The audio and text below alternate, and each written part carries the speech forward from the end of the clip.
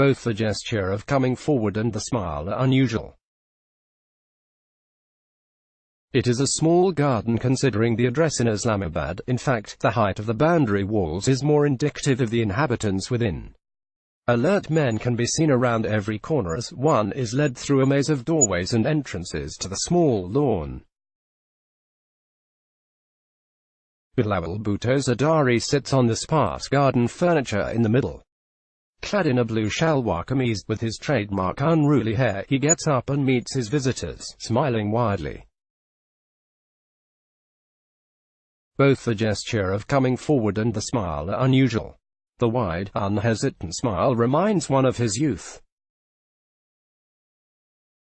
It's disarming and eager, hinting at an effort to reach out, to be liked, but whatever the reason, it is noticeable.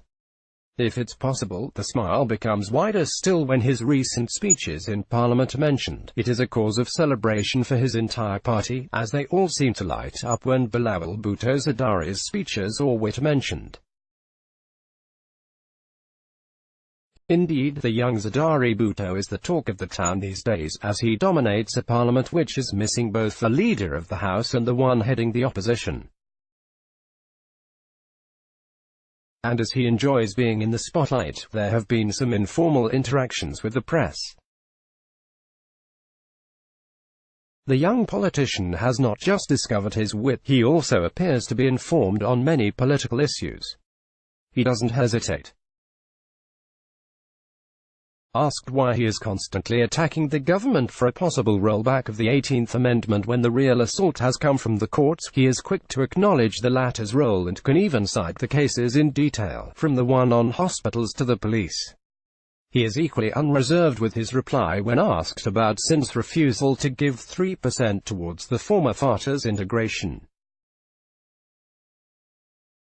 Saying that perhaps he has not been able to communicate his views effectively, he argues that 1% agreed to earlier, for the burden that KP bore for the war against terrorism is already there for the region. In the 7th NFC award, 1% had been set aside for the province because of the fight against militancy. He argues that if a precedent is set by the provinces by parting with 3% now, in the future more such deductions could be justified by declaring a national security emergency.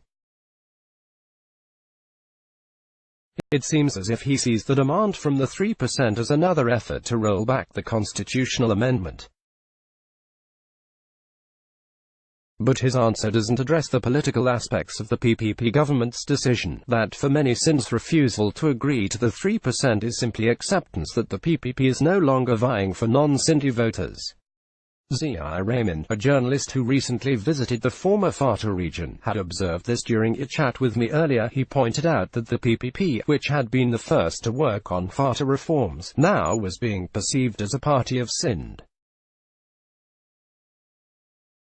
And this may be particularly relevant as elections are due in the conflict-hit area. Bhutto Zardari's tone is just as confident when the conversation turns to politics, but the details are few. Punjab is obviously central to any discussion with him, as for many this is the greatest challenge the party faces. He concedes this frankly. In fact, he mentions more than once the paucity of candidates from Punjab in the past election. As to why the PPP lost the province, he once again turns to the 18th Amendment. The people in Punjab have been made to believe that the amendment served the province poorly, and this was to the party's disadvantage. He doesn't mention the governance record of the party or perceptions of the PPP's corruption, which are also seen to have played a large part in the virtual demise of the party for the voter in Punjab. But as someone pointed out later, no party head will ever admit to their mistakes in public. Does he feel the need to break with the past, including the past 10 years, in Sindh? Yes, he does. He doesn't say so, but it seems that he feels he has the time to find the message and much more.